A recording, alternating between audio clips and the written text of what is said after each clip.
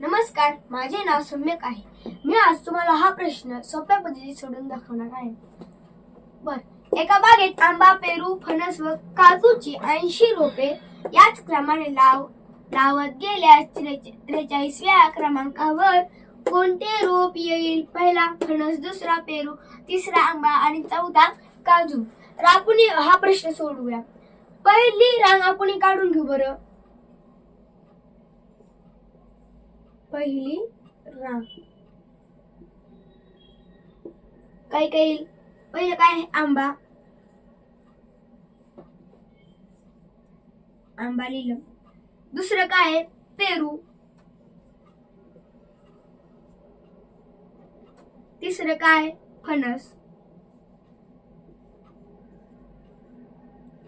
आणि चौथं काय? काजू.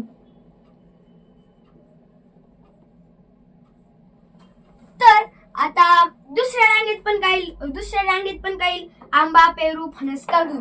असं कसं 4 1 4 4 2 8 4 3 12 असं आपल्याला 80 पर्यंत होईल का? नाही. तर आपण काय करूया, हे जे 80 रुपये आहे ना, त्याला आपण 4 ने भागूया.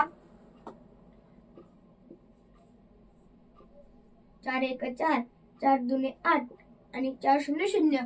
तर किती आल्या? 20 रांगे यांच्या झाल्या. तर त्यांनी काय सांगितले? याच क्रमाने लावत गेल्यास 43 क्रमांकावर सांगितले. तर आपण थोडं परत मागूया.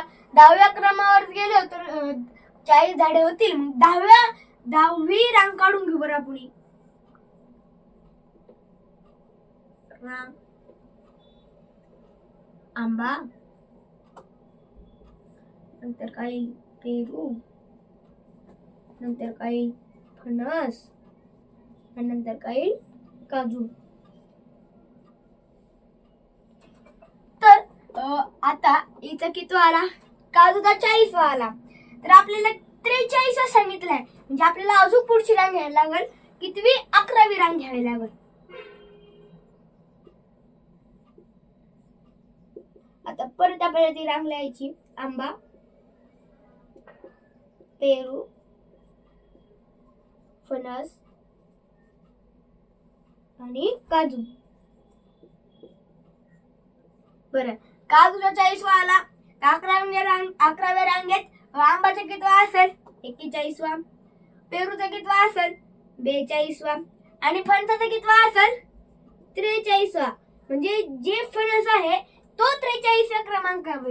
म्हणजे पर्याय क्रमांक पहिला हा बरोबर आहे. धन्यवाद.